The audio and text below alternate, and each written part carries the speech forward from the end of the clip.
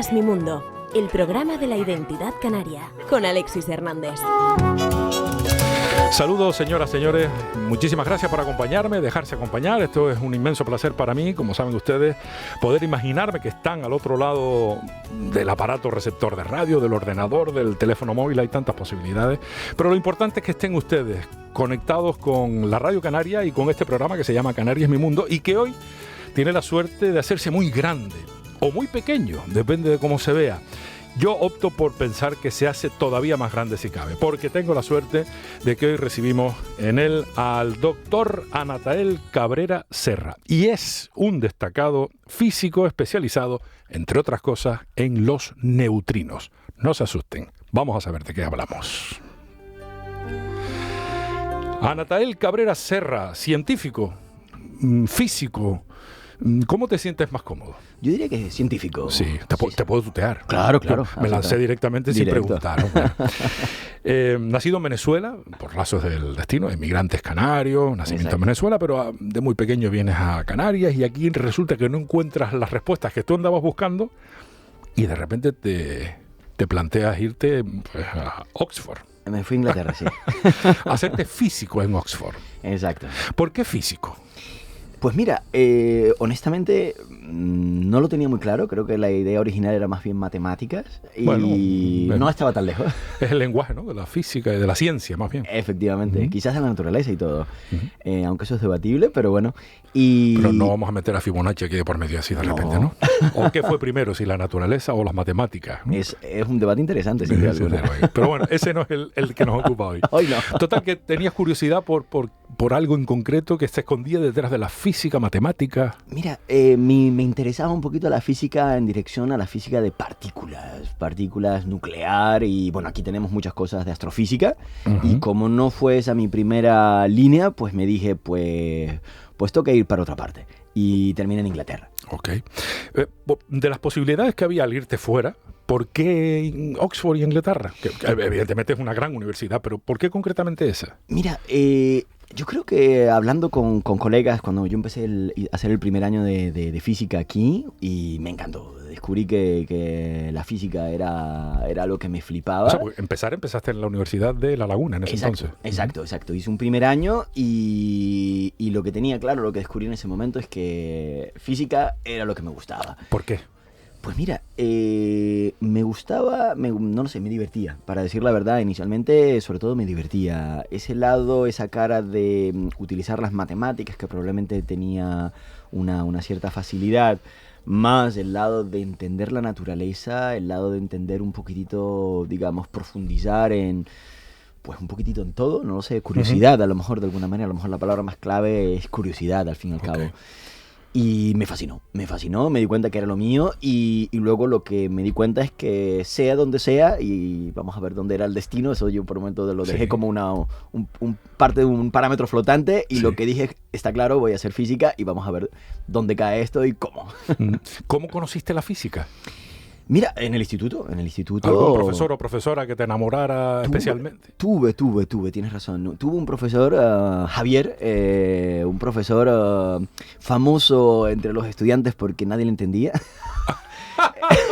y él tenía una característica que yo particularmente adoraba. Tenía esa tendencia, en algún momento determinado nos estaba contando alguna cosa y entraba en una especie de vuelo, un poco una divagación, y contaba cosas y yo creo que pues un poquito hasta lo que un poquito los compañeros un poquito se reían. Javier ya se fue, colega. Y el problema está, yo diría que el punto es que lo que contaba era buenísimo y lo que pasa es que lo contaba a su manera, de una manera muy, para mi gusto, inspiradora. Y fue probablemente la persona que me... ¿A ti te inspiró? A mí me inspiró. Qué bueno, ¿no? Sí, porque claro, uno no se puede enamorar de lo que no entiende, ¿o sí? Bueno, yo creo que la incertidumbre tiene su fascinación, ¿eh? O sea, el hecho de no saber es atrayente. Yo diría que sí. Bueno, querer saber, claro. Pues si te importa poco... No, eso es cierto. O sea, bueno, la empatía no, la apatía, sin duda alguna, no diría que es un sinónimo del amor. Desde luego.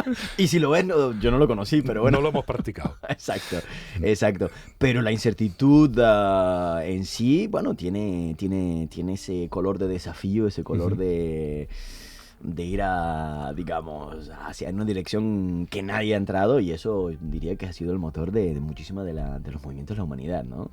¿Y en qué momento se te cruza un neutrino por delante y así de paso aprendemos, los que no lo sabemos, qué es exactamente? Mira, fue un poquito por accidente. De hecho, irónicamente, cuando me voy a Inglaterra, empiezo a estudiar una especialidad de astrofísica, pero de alta energía, que yo en ese momento no entendía que era parte de la astrofísica, estaba cercano a la física de partículas, y en un momento determinado me becan para ir al CERN, en Suiza, Francia, y en ese momento empiezo a descubrir un poco el mundo de los aceleradores de partículas. Aceleradores de partículas. Exacto, en el Laboratorio Europeo de Física Nuclear o Física de Partículas, el laboratorio más grande del mundo actualmente. Y entonces voy allí como un estudiante, todavía haciendo mi carrera, y bueno, esto fue una cosa impresionante. Amor a primera vista. Bueno, ya lo tenía, pero esto ya fue Le pusiste cara. Exactamente.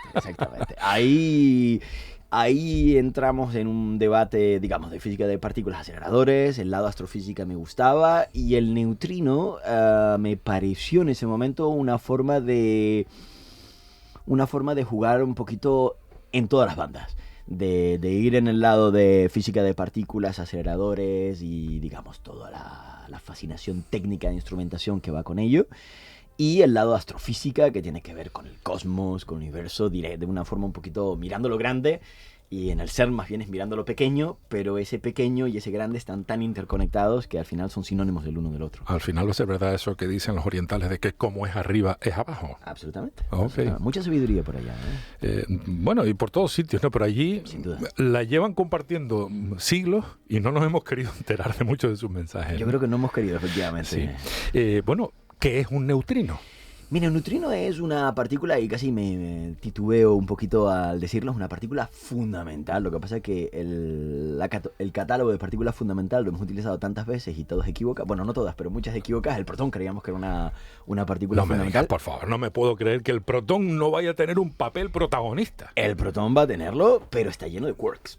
Y entonces está la cosa, el protón pensábamos que era una partícula fundamental, y nos dimos cuenta que es casi una partícula que es casi un átomo en sí. Lo que pasa es que un átomo un poquito más complejo. O sea que el protón un poco es el que ha dado la cara desde el principio, y resulta que estaba ocultando a otros personajes en esta trama. Efectivamente, y que son los quarks. Y de hecho ahí está la relación protón y neutrón, es intimísima y tiene que ver un poquitito con su composición quarkónica, dirían a lo mejor. Quarkónica. No, si la acabas de decir, ya existe el término. Venga. Quarkónica, me encanta la palabra. Bueno, y a todas estas, el neutrino, ¿dónde aparece y qué es exactamente? Mira, el neutrino fundamentalmente, partícula fundamental, partícula neutra, y de ahí viene el nombre neutrino. Y viene del ino, porque el físico que fundamentalmente lo bautiza es Fermi, un físico italiano famosísimo por muchísimas cosas, entre ellas el neutrino, pero entre ellas el primer reactor nuclear prácticamente que lo pone a funcionar en Chicago. Las primeras reacciones en cadena se ponen en Chicago por Fermi. Y el laboratorio más grande de Estados Unidos se llama Fermilab. Estamos hablando del siglo XX siempre. Siglo XX, estamos en este hablando. Caso, sí. Exacto, los años, primeras reacciones nucleares, estamos hablando prácticamente de Segunda Guerra Mundial, más o menos en torno a. O sea que esos son los años 40, 50. O sea que esto coincide con la etapa del descubrimiento atómico. Claro. Bueno, y el impulso de los guerreantes en encontrar una bomba que dañara. Es exactamente el mismo periodo. Lo que pasa es que Fermi está trabajando en la Universidad de Chicago, justamente en la zona de Chicago, más en la parte de física fundamental y hacia las reacciones en cadena. Y luego hay 3 laboratorios en Estados Unidos, un poquito la temática, un poquito de la película de Oppenheimer. Sí. Y digamos, y ahí está la utilización de la cara B o la otra cara de la física de las reacciones nucleares. Entonces, Anatel, ¿cuándo se descubre la existencia del neutrino que lleva el nombre de su descubridor? Pues mira, está asociada justamente a la película de Oppenheimer. Muchos de los físicos que estaban en el equipo de Oppenheimer en la bomba nuclear son los físicos, uno muy particular que se llama Raynes. Es un físico que viene de justamente ese equipo de los Álamos, que fundamentalmente son un poco los creadores de la bomba nuclear. Es el primer físico que descubre el neutrino, de hecho. ¿Y qué es? Vale, el neutrino es una partícula que tiene una característica, bueno, al no ser neutra, no tener carga electromagnética, ya eso la hace como un neutrón mucho más complicada de detectar. Nosotros detectamos partículas porque teniendo carga, pues fundamentalmente golpea los electrones de un átomo, en pocas palabras, de cualquier manera al final porque se reduce. Se atraen, chocan o se repelen. O se repelen, exactamente. O sea, moviendo, digamos, cuando tú metes una partícula cargada en cualquier, digamos, material, los pequeños electrones atómicos se sienten disturbados, digamos, interactúan, sería el vocabulario que nosotros utilizamos, pero de alguna manera, digamos, esos pequeños electrones se mueven, producen a veces luz, se pueden ionizar, pues quiere decir, se liberan, y nosotros utilizamos nuestras técnicas, llamamos de instrumentación de física fundamental o física nuclear, es intentar de alguna manera darnos cuenta qué sucede con esos pequeños electrones atómicos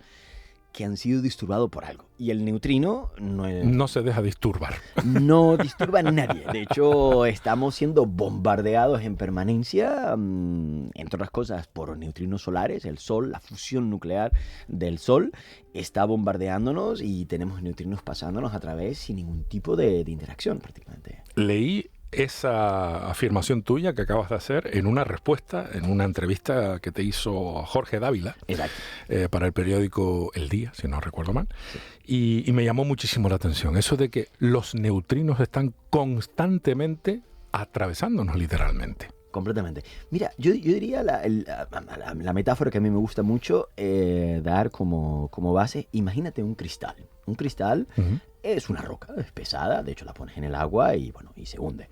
Piensas en un pedazo de madera y es mucho menos denso, flota. Sin embargo, el cristal tiene una propiedad particularmente especial que pasan los fotones y de hecho por eso es transparente. La luz. La luz, exactamente, que serían fotones, son partículas que están atravesando el cristal y pasan sin ningún tipo de interacción, un poquitito. El neutrino tiene esa misma, llamémosla esa misma propiedad, y el cristal es el planeta. La Tierra es como un pedacito de cristal, es simplemente un pedacito de cristal, es un material transparente, enormemente transparente para un neutrino. Y el propio Sol. ¿El neutrino tiene masa? Pues eso ha sido el premio Nobel de 2015. Tiene masa, ese ha sido el gran descubrimiento de neutrinos. Bueno, uno de tantos, honestamente, porque si miras un poquitito un Google de premios Nobel neutrinos, hay, yo creo que son 8 o 9 como mínimo. Es una burrada, o sea... ¿Y por qué es tan importante el neutrino? Pues mira, yo diría que de alguna manera, da la casualidad de que hay varios misterios asociados al neutrino, pero entre otras cosas es que la dificultad de detectarlos, que de hecho es mi trabajo, con otras personas evidentemente, pero detectarlo es tan complicado que, digamos, tiene escondidos, tiene reservadas algunas sorpresas para nosotros. Y cada vez, lo diría de esta manera, cada vez que hemos entendido algo del neutrino, nos hemos dado cuenta que le hemos dado una vuelta a la tuerca de nuestro entendimiento del universo. ¿Qué supuso descubrir y confirmar que tiene masa? Pues mira... Entiendo que pudo no solo abrir líneas de investigación, evidentemente, sino cambiar o denostar algunas que quedaron de repente sin argumento, ¿no? Mira, sobre todo abre, o sea, normalmente nosotros en cómo se teoriza un poquitito la física, digamos, del universo, hay un modelo, una teoría que se llama, la llamamos... nombre no muy sexy, por cierto. El modelo estandarizado. No, exclusivo no, parece que no. Efectivamente. Al ser estandarizado, ¿no? Exacto. Me suena un poco como una regulación de protocolaria, ¿no? Exacto. Pero bueno, esa es la teoría, digamos, el cúmulo, digamos, de toda la matemática que creemos representa una fracción de lo que entendemos del universo. Y el primer golpe fundamentalmente viene ahí. Hay una modificación. Los neutrinos, no había ninguna razón, y esto me gusta enfatizarlo, no había ninguna razón para pensar que el neutrino no tuviese masa. Fue una hipótesis que por alguna razón se hizo popular y se asumió, se puso en las ecuaciones como que no tenía masa, pero no había ninguna razón para ello, no había ninguna motivación experimental. Y en física, en general todo este tipo de cosas, si no hay motivación experimental, pues eso es una de otras tantas posibilidades. Irónicamente, esa se dio un poco por sentado. Y cuando se le pone un poco el término de masa a los neutrinos, pues la primera cosa que cambia es esa gran teoría, y de ahí, evidentemente, pues hay secuelas. ¿Cómo es posible que tenga masa y no nos afecte? Pues ahí está parte del Y misterio. no nos atraviese, o sea, y nos atraviese y no nos pase nada. Bueno, ahí está. Bueno, o sí. Ahí está, bueno, tiene una capacidad de interacción mínima. Si no interactuase para nada, yo me quedaría sin trabajo, sin duda alguna. Tú estás averiguando cómo interactúa. Efectivamente. Entre otras cosas. Bueno, incluso ya, digamos, la interacción hasta cierto punto ya la entendemos bastante bien. O sea, yo creo que ahora mismo, bueno, dentro de ese contexto de esa teoría, después, digamos, permíteme simplemente dar un paso hacia atrás. Por Simplemente. favor. El neutrino, o sea, nosotros tenemos 4 fuerzas, creemos, en el universo. Y esto lo digo con entrecomillado porque probablemente esto puede cambiar. Es bueno entender que esto es nuestro conocimiento hoy y poquito a poco puede cambiar. Y esperemos que sí, porque además se pone la cosa más interesante. Gravedad, siendo una, evidentemente, la gravitación. La fuerza electromagnética, las cargas fundamentalmente, un poquitito. Luego la fuerza nuclear, que es la que mantiene prácticamente los protones unidos en los átomos, ¿vale? Digamos, los protones se repelerían y por fuerza nuclear, típicamente le llamamos fuerte, pues están unidos en el átomo, ¿vale? En el núcleo del átomo. Y luego está lo que llamamos, que es un poquito más complicado de explicar, que es la fuerza nuclear débil, que fundamentalmente es una interacción que, llamémoslo, cataliza fundamentalmente la desintegración, el decaimiento de las partículas, digamos, radioactivas. De hecho, el neutrino nace en su primer momento intentando entender lo que era el decaimiento beta. Y esto viene ya a la época de Bohr, prácticamente al principio de la física cuántica, a principios de siglo. ¿Podríamos hacernos una idea de que esa energía débil le llamaste, débil, ¿no? Sí, exacto. Débil es la que surge por el desvanecimiento de la materia. Exacto. La radioactividad, o sea, nosotros mismos somos radioactivos. Nos estamos deshaciendo. Sí, buscamos el equilibrio. O sea, nosotros buscamos un equilibrio. La naturaleza quiere el equilibrio, digamos, energético, en pocas palabras. Todo lo que sea exótico de alta energía tiende a buscar, digamos, su punto de menos energía, si quieres. Pues a lo mejor probablemente es una característica de entropía. Y el neutrino solo se manifiesta a través de esta fuerza de interacción débil. O sea, que no ve la gravedad. Bueno, podría ver la gravedad porque tiene masa. Sí. Tiene una masa tan chiquitita que por el momento nadie ha visto su manifestación, digamos, gravitacional. Pero solo se manifiesta esta interacción débil. Y ahí viene la cuestión, por lo menos una de las grandes preguntas es, si el neutrino solo se manifiesta a través de esta interacción débil, la pregunta es, ¿podría haber otro tipo de interacción donde el neutrino se esté manifestando contrario a otras partículas que se manifiestan de manera brutal, de otra manera? O sea, podría estar hablando el neutrino por otro canal. Si me permites, digamos, llamemos las fuerzas una forma de manifestación, una forma de hablar con el universo. Y la gran pregunta, o una de las grandes preguntas que hay muchas hipótesis al respecto es, ¿podría el neutrino estar hablándonos, digamos, ser la dimensión, digamos, la forma de entender que el universo tiene otra dimensión escondida que no hemos actualmente entendido? Yo creo que si hay alguien que se siente pequeño, más que el neutrino, entiendo que deben ser los propios físicos cuando ven todo lo que queda por conocer, ¿no? Completamente. Y una maravilla, justamente. De hecho, estamos en un momento... casi un reto, ¿no? Sin duda. Es una maravilla y diría que estamos en un momento interesante. No sé si, simplemente por recapitular un poquitito, estamos en una situación en la que este modelo estandarizado, el modelo estándar, parece explicarlo casi todo.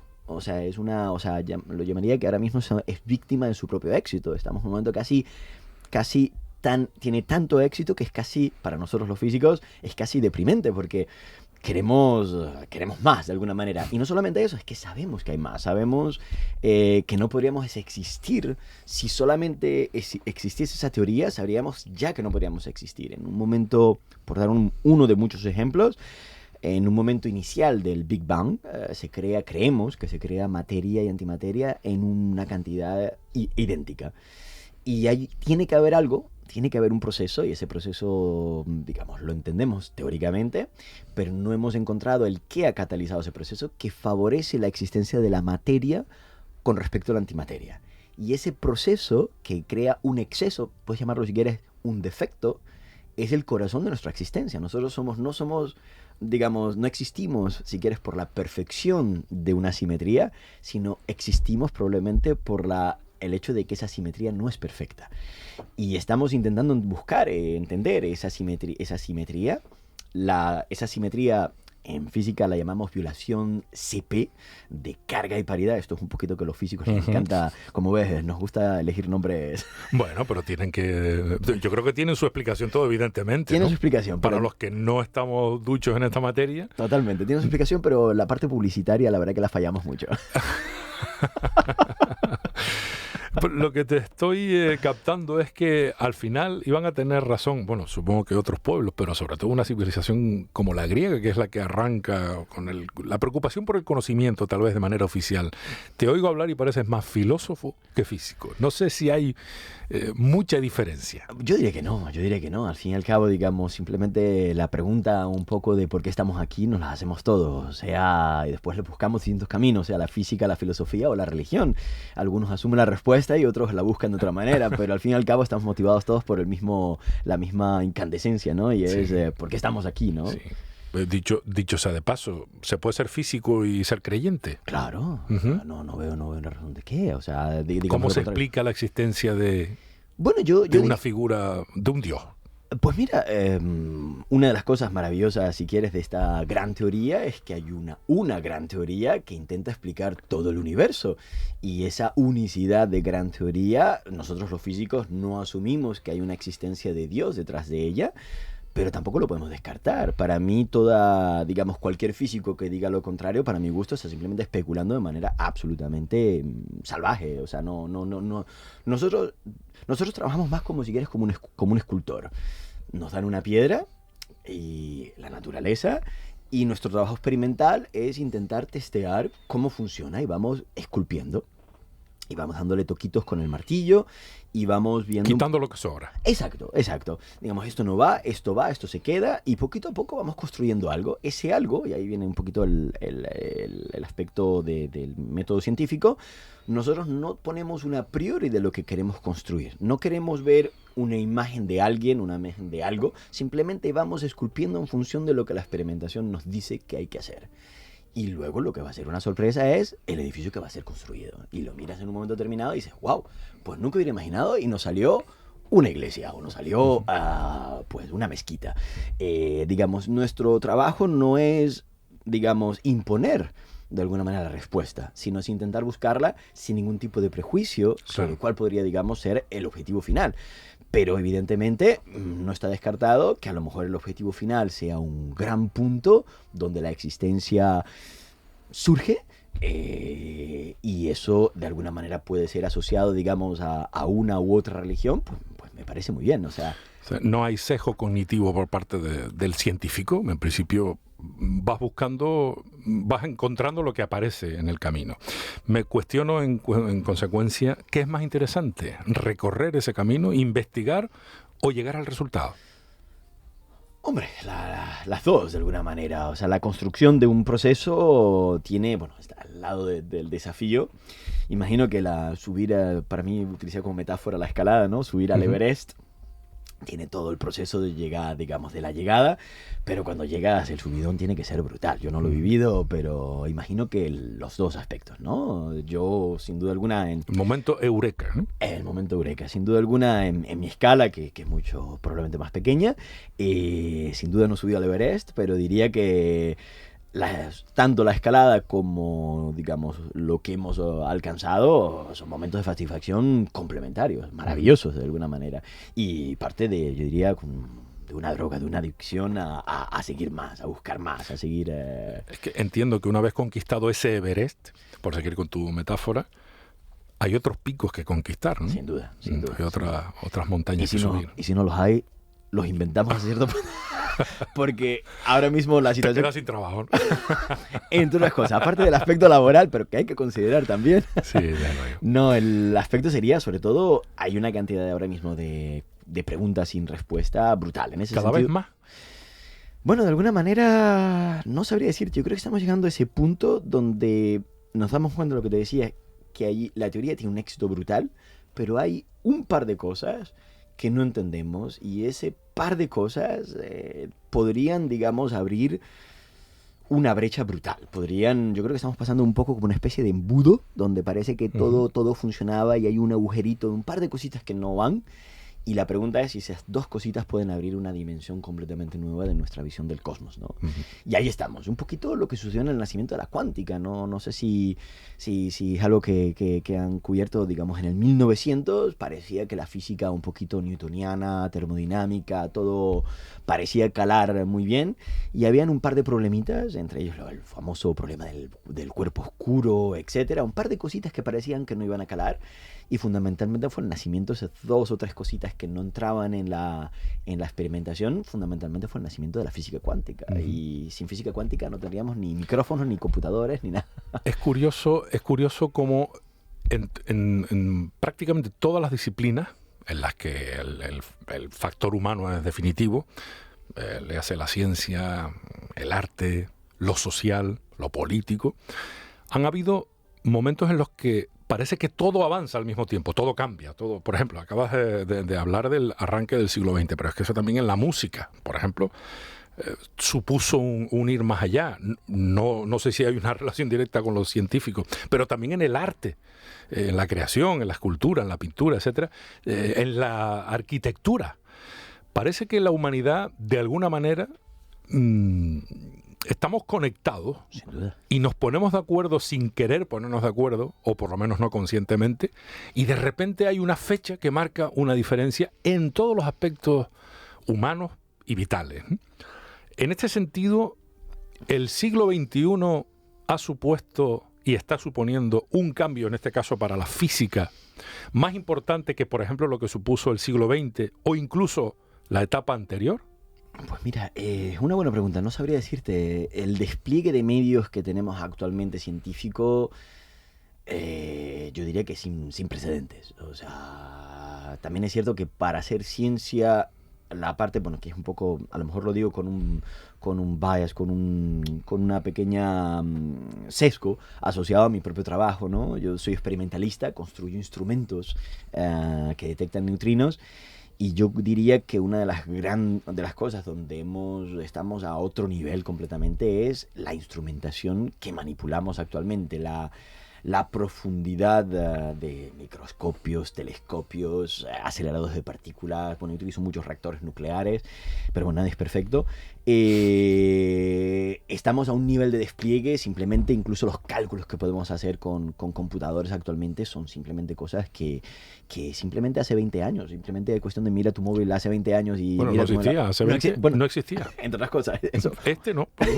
Esto ni de... los smartphones. ¿no? Exacto. No existía. Pero por eso te digo, y detrás de esto, este pequeño teléfono tiene una capacidad, digamos, de cálculo que supera probablemente los ordenadores Sí. que Los había primeros de la época, ¿no? De los 80, los 90, ¿no? Exacto. En este sentido, la comunidad científica se siente suficientemente arropada por los estamentos públicos. Tú trabajas en Francia en la actualidad. Sí. Has estado en Inglaterra. Bueno, ahí te formaste. No sé si llegaste a trabajar en Inglaterra. No, terminé mi doctorado y luego me Ya te vine a fuiste. Francia. Sí. Te fuiste a Francia. En España no has trabajado nunca. No, trabajo con varios laboratorios en España, pero no he trabajado jamás en España. Y en este caso, Francia, por ejemplo, que nos queda cerca, y además es tu país, el país en el que estás trabajando, Sí. son países que arropan a la comunidad científica como debieran, o sea, proporcionándole todo el apoyo, sobre todo económico, y apostando seriamente. Tengo Mira. la sensación de que Francia sí. Bueno, yo diría que no, pero no, te pero falta, no sé, entonces. no sé si es que somos, digamos, también tenemos, digamos, al momento de pedir, la lista de Papá Noel siempre se nos queda corta. En España tengo claro de que parece ser que no. No, yo diría que, bueno, yo me atrevería, digamos, a ponerlo casi en un contexto europeo actualmente. Ujú. O sea, de hecho hay una situación, creo que bastante común, evidentemente, con diferencias país por país. Y sin duda alguna, efectivamente, la trayectoria de Francia a nivel científico, pues distinta a la de España, entre otras cosas por razones también históricas, etcétera. Pero sin duda alguna el despliegue de Francia histórico ha sido descomunal en ese sentido, con respecto a España, ¿no? Y así todo es poco, por lo que me estás diciendo. Yo diría que Francia ahora mismo está pasando en un momento donde donde fundamentalmente se está recortando, pero creo que está pasando un poquitito en toda Europa por una razón que al mismo tiempo se está abriendo, parte de los recursos se están articulando más al nivel europeo que al nivel nacional. Esto tiene pues pros y contras, evidentemente. Digamos, yo diría que positivamente, ahora mismo lo que se llama la ERC, que sería European Research Council, lo que sería... Okay. ¿Council? ¿Cómo se traduciría? Council... ¿Consejo? Sí, un consejo, sí. De investigación europea, Vale. pues fundamentalmente reparte enormemente, digamos, mucha de la élite europea, digamos, recibe recursos a través de este programa, bueno, y de otro programa que ahora se llama Innovación, similar al de investigación e innovación. Nosotros estamos... en ese último. Exactamente, nosotros tenemos varios millones en ese lado, que es más un poquito la aplicación hacia la industria, o sea, poner un poquito la investigación fundamental y empezar a encaminarla un poquito a la aplicación industrial. Bueno, exacto, buscando una aplicación práctica. Exacto. Que es la parte que a los políticos más les interesa saber. ¿Y esto para qué nos va a servir, no? Bueno, ¿cómo podemos aplicar y cómo podemos sacar rédito de esto, no? Totalmente, digamos, el impacto económico, bueno, y social, y digamos, es una pregunta que nos hacemos todos, ¿no? Pero también es cierto que hay que hacerse, digamos, un poco, a veces las personas me preguntan un poquito para qué sirven pues, los neutrinos, ¿no? Bueno, pero eso era como la pregunta que hacíamos en los niveles básicos de educación. ¿Y para qué me va a servir a mí saber las tablas de multiplicar? O más adelante, hacer una derivada, calcular una derivada de una función. Bueno, exacto. Yo qué sé, pues. Exacto. Tú déjate llevar, que ya verás que hace falta, ¿no? Bueno, yo llegué a conseguir una metáfora, no sé, te la cuento, no Por sé favor. si no sé si inspiraría. A mí me gusta mucho responder, sobre todo en Francia, que tenemos el contexto en París, ¿no? La Tour Eiffel. ¿Para qué sirve la Tour Eiffel? Pues para nada. Para nada. Vamos a sacar una foto estupenda. Efectivamente, pero Por cuidado. cierto, gran fotógrafo tú. Muchas Sea, gracias. gran aficionado como mínimo. Aficionado, pero sí, creo sí. que gran fotógrafo, según nuestro común amigo Sergio Montesinos, que además también es un gran fotógrafo. Él sobre todo. ¿Para qué sirve la Torre Eiffel, no? Pues mira, en el límite para nada. Pero el que monta el barito cerca de la Torre Eiffel y te cobra el café a 10 euros en vez de a 1, sin duda alguna, Le sirve, a él le sirve, pero terriblemente. ¿Está amortizada la Torre Eiffel? Largamente. ¿Qué fue la Torre Eiffel? Pues fue un monumento fundamentalmente a la ingeniería. Eiffel no solamente es un genio de la arquitectura y la ingeniería, sino que Eiffel ha sido una de las mayores constructoras del mundo. Ha estado construyendo, efectivamente, después de la Torre Eiffel, ha sido su eslogan prácticamente. Claro. Y ese es un lado práctico. Yo diría que todo lo que estamos haciendo tendrá, tarde o temprano, un lado práctico. De hecho, neutrinos, de hecho, si quieres te cuento incluso Sí. de manera más concreta, mi especialidad normalmente es físico fundamental, o sea, es trabajar un poco, llamémosle, en el lado filosófico de la ciencia. Pero ahora mismo estamos haciendo un proyecto donde estamos utilizando neutrinos por primera vez para hacer instrumentación de reactores nucleares. En pocas palabras, entender, esperemos, lo que sucede dentro del reactor nuclear. No es que no lo sepamos, sino que lo sabemos de manera indirecta, pero el neutrino es un indicador directo de la fisión nuclear dentro de un reactor nuclear. Y si pudiésemos de alguna manera utilizar los neutrinos de manera efectiva, estaríamos teniendo una métrica, un parámetro, algo que nos está diciendo directamente lo que está sucediendo dentro del reactor nuclear. Podríamos incluso, y esta es parte del proyecto que estoy llevando a cabo con varios equipos internacionales, hacer una especie de tomografía en vivo de reactores nucleares utilizando neutrinos. O sea que empezamos a traer el neutrino al campo industrial. De hecho, tenemos la compañía EDF, la compañía de reactores nucleares más grande del mundo, francesa, en casa, por decirlo de una manera, está con nosotros en el asunto. O sea, que no estamos hablando de un poquito de cosas que se quedan un poquito en el aire, sino estamos hablando de cosas concretas. ¿Y Ya. qué aplicaciones tendría ese descubrimiento? Mira, si pudiéramos tener esa tomografía del interior del reactor. Mira, sería una manera complementaria de entender lo que está sucediendo dentro. O sea, reactores nucleares, aparte evidentemente de casos muy específicos, es una tecnología ultra mega segura, funciona en los años 50 produciendo energía un día sí y otro también. No quiero con esto decir que el nuclear es lo único que hay que hacer, ni mucho menos, pero sin duda alguna el nuclear tiene unos aspectos muy interesantes, ¿no? Desde el punto de vista, sobre todo cuando uno está en el norte de Europa, donde el sol brilla mucho menos que en Canarias. Nunca mejor dicho. Pero el nuclear, evidentemente, si pudiésemos de alguna manera darle otra vuelta de tuerca a la información que podemos tener en vivo de lo que está sucediendo en el reactor nuclear a nivel de seguridad, a nivel de entendimiento, a nivel de optimización de la utilización, por ejemplo, del uranio, de sacar hasta la última, llamamos, gota del combustible, pues es una manera, efectivamente, de poner al máximo, prácticamente, optimizar nuestra tecnología.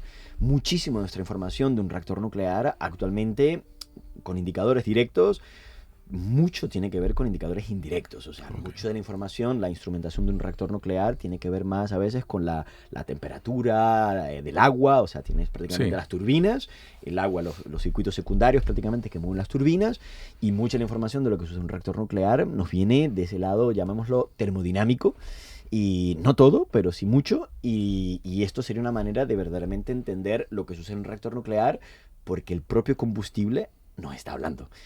Y eso no lo ha hecho nadie. Muy buena frase. El combustible, la energía te está hablando, ¿no? Literalmente. El neutrino es literalmente proporcional a lo que está, digamos, a la reacción nuclear. O sea, cada vez que hay una reacción nuclear, tenemos neutrinos emitidos. Vaya. Es el indicador directo. No hay nada. O sea, si ves neutrinos, significa o hay fisión o hay fusión. Fusión o fisión. Exacto. O hay simplemente, digamos, que podríamos hay llamarlo actividad seguro. Actividad nuclear. Y luego lo que tú mirarías, digamos, hay llamamos una especie de base, que es la reactividad, nuestra propia reactividad, emite neutrinos. Somos emisores de neutrinos, por cierto. No me digas que tengo neutrinos regalándolos a diestro y siniestro. Generosísimo, además. Qué bien. Oye, si toda esta información la hubieran tenido en Chernóbil, lo mismo nos hubiéramos escapado de un accidente tan importante. Pues mira, esa es la otra faceta que me gusta de este proyecto, y es que este proyecto, hemos inventado una tecnología que promete, y estamos en ese proceso, prometería tener una sensibilidad brutal a los neutrinos. Y es que hay una cosa que tengo que, digamos, a lo mejor mencionar, y es que los reactores nucleares no emiten neutrinos. Contrario a lo que acabo de decir, emiten antineutrinos, son emisores, son productores de antimateria. Y ahí viene la parte interesante. De hecho, la antimateria, digamos, en reactores nucleares es un emisor de antimateria. De hecho, es el mayor productor de antimateria que el ser humano es capaz de hacer. Y ahí viene un poquito la parte interesante. Hemos creado una nueva tecnología que podría, digamos, en el momento de la detección del neutrino, se manifestaría el positrón. Sería el hermano, el antihermano, y no porque se haya peleado, el antihermano o hermana efectivamente de un electrón, el positrón. Y si se produce un positrón que se comporta casi igual que un electrón, bueno, totalmente igual que un electrón a nivel electromagnético, pero luego se aniquila, digamos, se produce cuando consigue un electrón, se funden fundamentalmente en radiación. Eso es el amor. Absolutamente. Eso es el amor, lo que acabas de describir. Completamente. Un electrón buscando su positrón y de repente se produce una expansión energética. Absolutamente. Vamos, es que acabo de verlo, brillando. Absolutamente. ¿Cómo ha cambiado el cuento? Y qué injustos hemos sido con todo lo relacionado con lo nuclear, a lo que simplificamos, los que desconocemos. Nuclear, malo. Y no es así. No necesariamente. Hay que tener mucho... Puede ser, claro, pero... Hay que hacerlo muy bien y sin duda alguna, me permito, creo que para tener una estrategia nuclear a nivel estatal, quiero decir, hay que tener un esquema de... O sea, probablemente, déjame decirlo de esta manera, simplemente poner un reactor nuclear, o sea, un reactor nuclear requiere toda una logística, combustible, tratamiento de desechos, etcétera, o sea, requiere una logística brutal. Entonces, una buena estrategia para mi gusto es un poquito lo que sucede en Francia en ese sentido, muchos reactores nucleares y una estrategia común y sólida, incluida la seguridad. Nosotros trabajamos en reactores nucleares con la Agencia de Seguridad Nuclear, que significa un poco somos los hombres de negro prácticamente, y cuando la cosa se pone fea, vienen y cortan el bacalao, en pocas palabras. Y hay que trabajar en ese contexto, y trabajando, por ejemplo, con los equipos de EDF, te lo digo sinceramente, impresionante. Qué bueno. ¿Cómo se les quedó el cuerpo cuando Inglaterra decidió salirse de este convenio europeo? Bueno, Qué malo, ¿no? Malísimo, malísimo. Juntos sumamos, por separado no vamos a ir a ningún sitio, ¿no? Completamente. De hecho, en ese momento estábamos siendo aprobados un proyecto de varios millones de euros. Bueno, este proyecto justamente estaba siendo aprobado y nuestro equipo inglés lo hemos tenido que sacar del proyecto. Qué triste, ¿no? Y me imagino cómo quedarían ellos, claro. Bueno, nos vino, al final la pirula nos salió Bien, terrible. no me Sí, digas. porque ¿Por qué? Inglaterra fundamentalmente estaban un poco en ese rifirrafe con respecto a Irlanda del Norte. Y fundamentalmente el gobierno inglés decidió que todos los equipos ingleses que habían sido echados de todo el esquema europeo de financiación les iban a dar dinero desde el lado inglés. O sea que fundamentalmente había 1 millón de euros prácticamente que nuestro equipo inglés perdía, lo ganamos del otro lado y entró un equipo alemán, digamos, en su lugar. O sea que al final a nosotros nos salió Qué bueno. de lujo.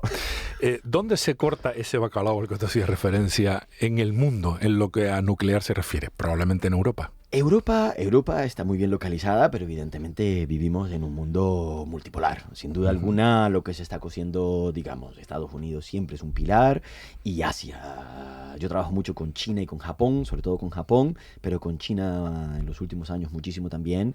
Y lo que se cuece allí es fenomenal. Es que claro, un país tan grande como China, con tantos habitantes como China, o un país como la India, con tantos habitantes, que es el país más poblado de... Bueno, un país, es que hablar de un país que casi es un continente, ¿no? Pero bueno.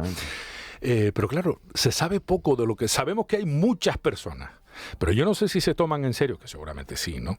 La investigación científica, a lo mejor no con los fines que nosotros nos gustaría, que a nosotros nos gustaría, pero no sé lo que se hace en países asiáticos, como por ejemplo un monstruo tan grande como China, ¿no?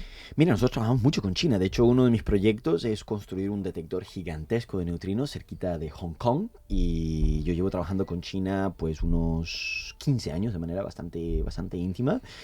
Y es brutal. Los despliegues... ¿Se sienten parte del resto de la humanidad? Sí, ¿Están pero... implicados en buscar soluciones para el resto de la humanidad? Desde casa, llamémoslo desde casa. ¿Cómo que desde casa?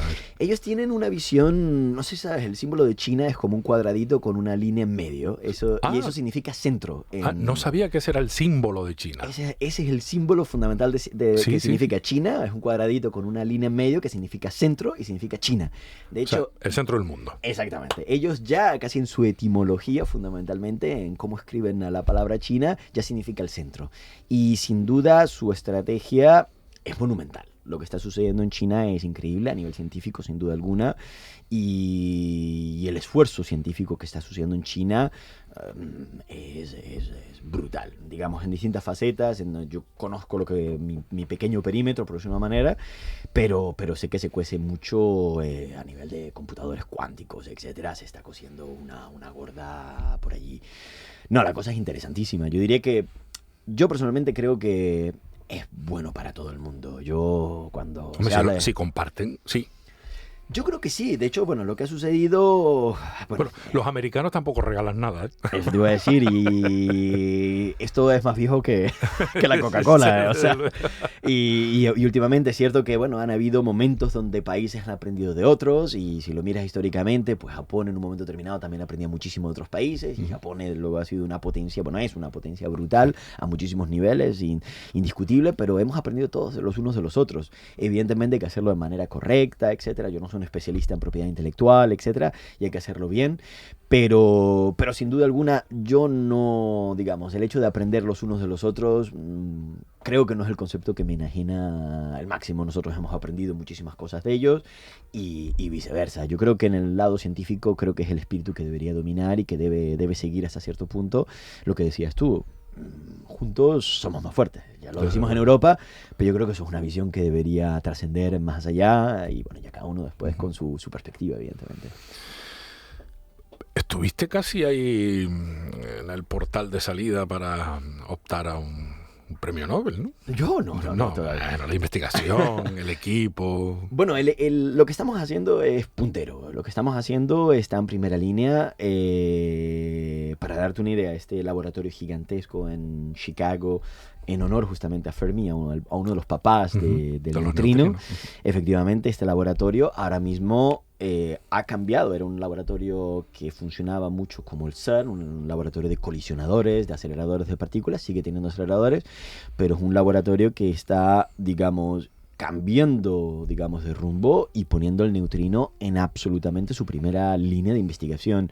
Y la razón de ser es un poquito lo que te decía antes. Estamos pasando este momento, no sé si frustrante o excitante, o los dos, y es que este modelo estándar tiene un éxito brutal y solamente a través del neutrino, diría, bueno, solamente, quizás es mucho decir, pero el neutrino parece ser una de las grandes puertas efectivamente para ir más allá, para abrir, quizás tiene las llaves de entender qué es lo que está pasando más allá de este modelo. Y ahora mismo se está convirtiéndose en un auge mundial. Se están construyendo en este momento 3 grandes proyectos, uno en Estados Unidos, uno en China y otro en Japón. En Europa no, irónicamente, pero no es por casualidad, es que el CERN, hemos tenido este gran acelerador de partículas, el LHC, que un poco ha dominado nuestra agenda, digamos, científica y económica. Y económica, seguro. Porque han sido muchos billones de euros. No estamos hablando de millones, sino ya estamos hablando de muchos billones de euros. ¿Billones? Billones, sí, sí. Lo que se está invirtiendo en neutrinos ahora actualmente, yo diría que entre Japón, Estados Unidos y China, estamos hablando de unos 4 o 5 billones de euros y son, digamos, experimentos que funcionan como grandísimos telescopios, incluida la posibilidad de ver neutrinos solares, de ver el Sol, aun si probablemente lo que veríamos el Sol no ganaríamos mucho con respecto a lo que sabemos ya, no hemos hecho una brecha en ese sentido, pero bueno, se aprendería muchísimo sin duda alguna. No, estamos hablando de la primera línea, Top. Yo diría... Mundial, sí, ¿no? Tal vez. Exactamente. En la investigación. Exacto. Y por tanto, lo que decía antes, cada vez que le hemos dado una vuelta de tuercas al neutrino, han habido sorpresas. Y las sorpresas, pues, no están fuera del menú. Y si suceden, bueno, pues la cosa, digamos, los balazos están cerca. Anatal, tu primer apellido es Cabrera. Sí. Porque hay una relación con el fantástico Blas Cabrera. Sí, nuestro científico canario, probablemente más universal, podríamos decir, ¿no? Probablemente sí. Se codeó con Einstein y varios más, ¿no? Efectivamente, sí. Yo era una relación que no conocía completamente hasta hace poco. Justamente me invitaron a dar un seminario a La Laguna y de alguna manera un familiar de Blas, y que también es de la familia, efectivamente me explicó que la relación es bastante cercana. Existía, vamos, sí, existe relación. Bueno, de hecho, en el Museo de Ciencia en La Laguna, en el Benito, bueno, está Blas Cabrera, está Agustín Cabrera y está Anatal Cabrera, que es mi tío abuelo.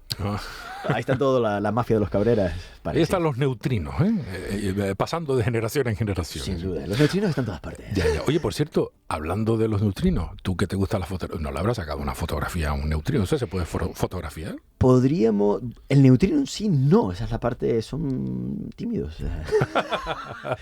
Pero cuando el neutrino llega, fundamentalmente la manera como se manifestarían es ver que de repente, de la nada, aparece un electrón. O aparece un positrón, aparece algo que... Ahí está el neutrino. Ahí está el neutrino. O sea, pero también está su dificultad. De repente decir, cualquier cosa que haga una especie de emanación espontánea de un electrón, por ejemplo, como la radioactividad, sería lo que sería un rayo beta o un rayo gamma, se confundiría con el neutrino. Y ahí está la dificultad del neutrino. Nuestro trabajo de neutrinos es brutalmente el control de la radioactividad, el control, o sea, cuidar, o sea, cuando nosotros estamos nuestros detectores, pues vamos vestidos un poquito como de conejitos en estos trajes. Sí, una protección real por si acaso no, porque es necesaria.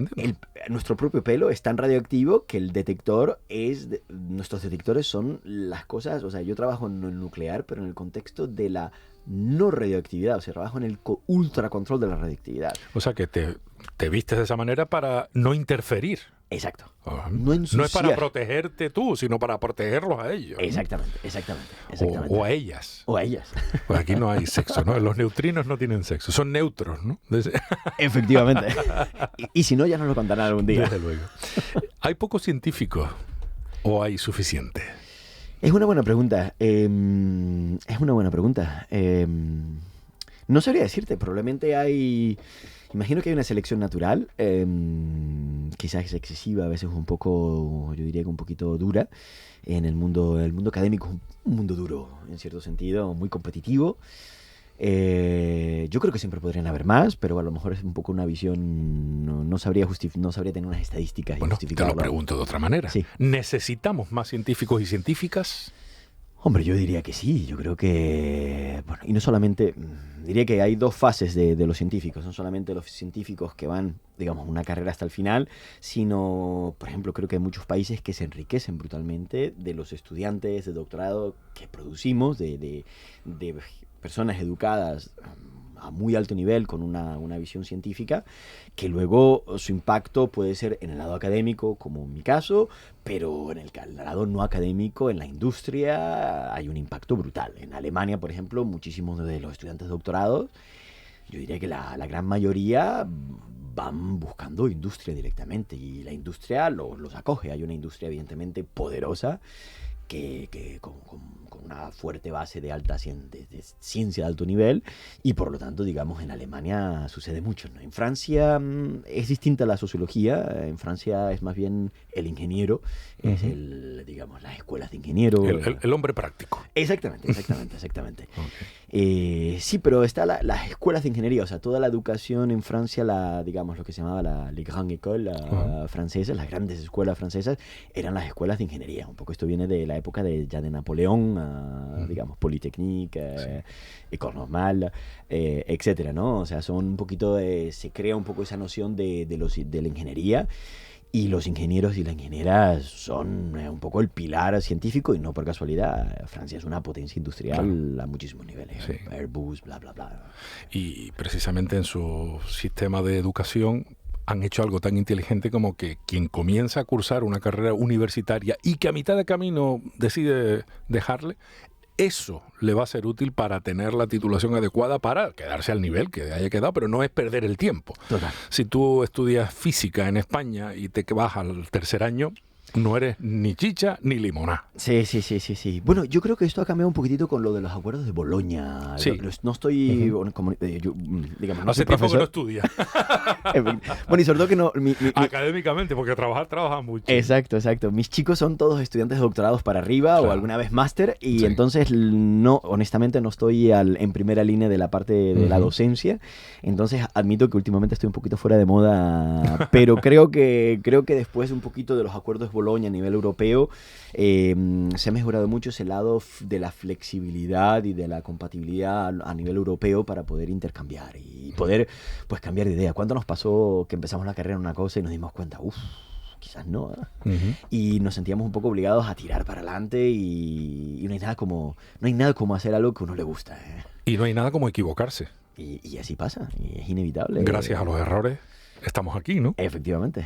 Eso se llama, como decíamos antes, los expertos. Sí, porque desde luego se aprende más de un error que de un acierto. Sin duda. Inolvidable, por cierto.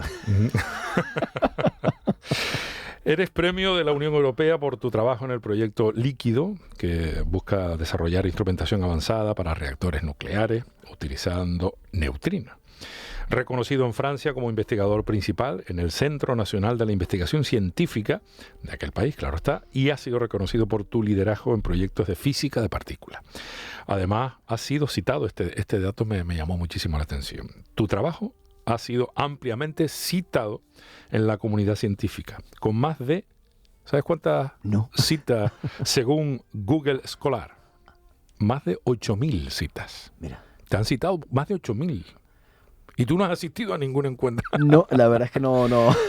Bueno, esto es un éxito, ¿no? Pero no sé si ese es el éxito que tú ibas buscando o que sigues buscando. ¿Cuál sería el verdadero éxito profesional para ti en tu carrera? Que no digo que esté terminada, todo lo contrario. No, yo diría que estamos diría que estamos en un momento bonito, en la cresta de una ola.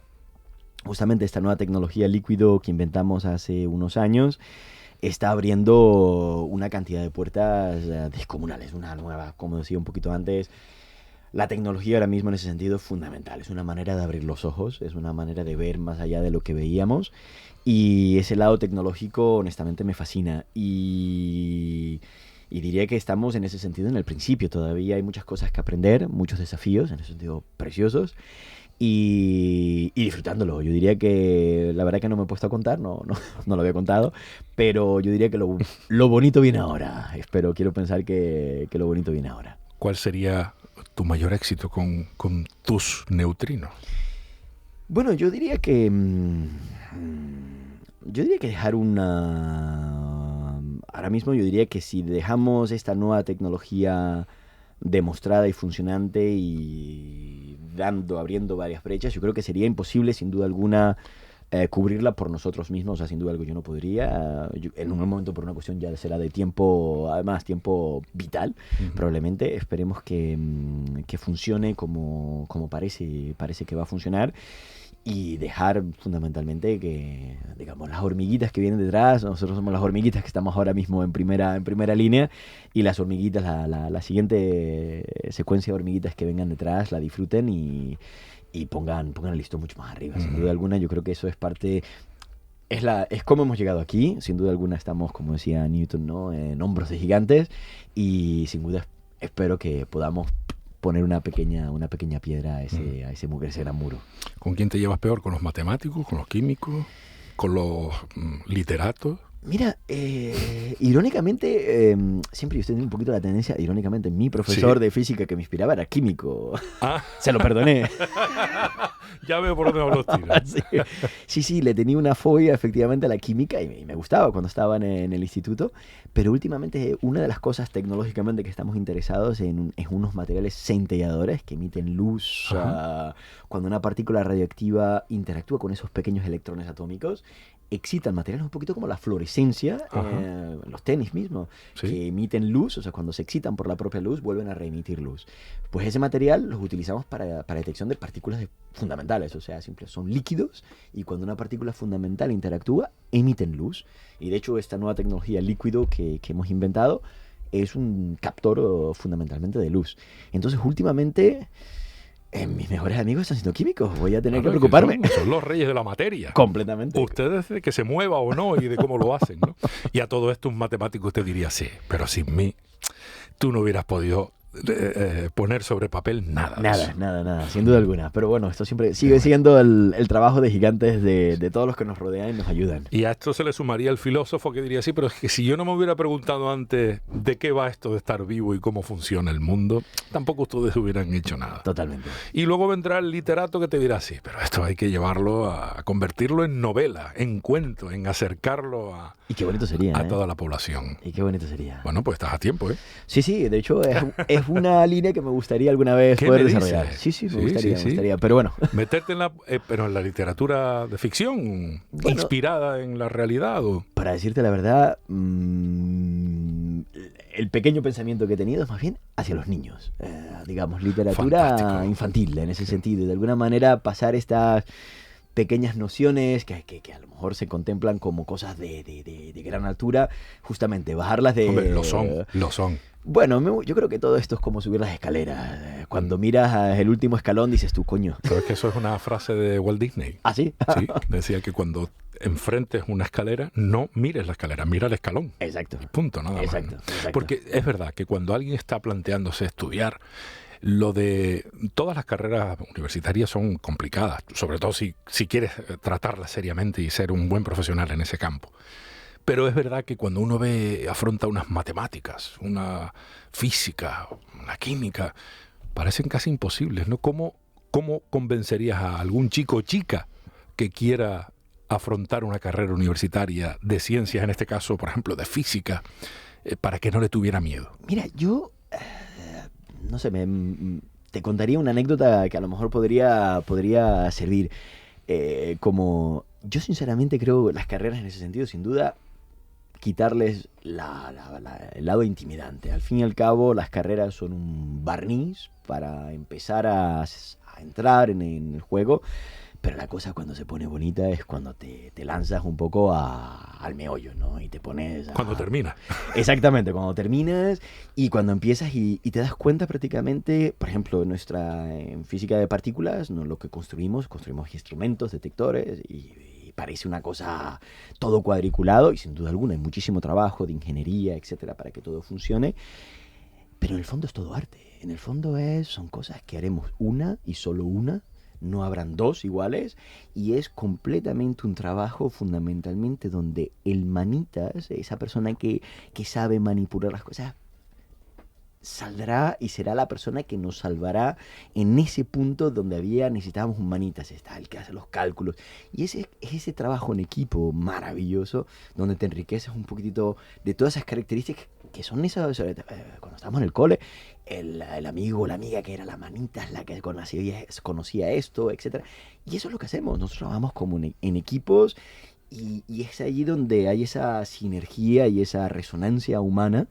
y construimos cosas maravillosas simplemente gracias a esas cualidades de cada persona. Y me atrevería a decir que lo que más, a lo mejor sorprenderá, yo diría que cuando miras a ciertos científicos, ellos o ellas, lo que más llama la atención no son esas cualidades técnicas que leemos en el libro, que hay que sabérselas y tienen que estar a un nivel, sino son esas cualidades fuera del libro, esas habilidades humanas que tenemos todos y que se potencian o no, y esperemos que sí. Y yo creo que ahí está el punto, es potenciarlas y sacar el máximo provecho de todas esas personas, ¿no? Y el trabajo en equipo en ese sentido es fundamental. Diría una de las cosas más hermosas de lo que hacemos está en ese lado humano, sin duda alguna.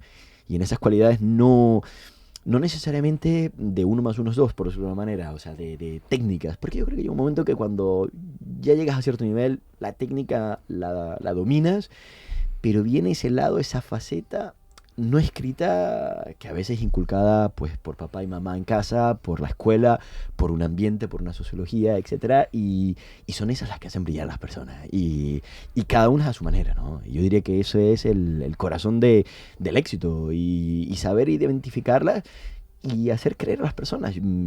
Lo que yo le digo a mis estudiantes, por ejemplo, de doctorado, típicamente, que mi trabajo número 1 es que crean en sí mismos. O sea, no que repitan lo que yo hago. Para eso ya estoy yo, y a lo mejor demasiado. A lo mejor estamos un poco pasados en ese sentido. Pero que creer en ellos mismos y de alguna manera,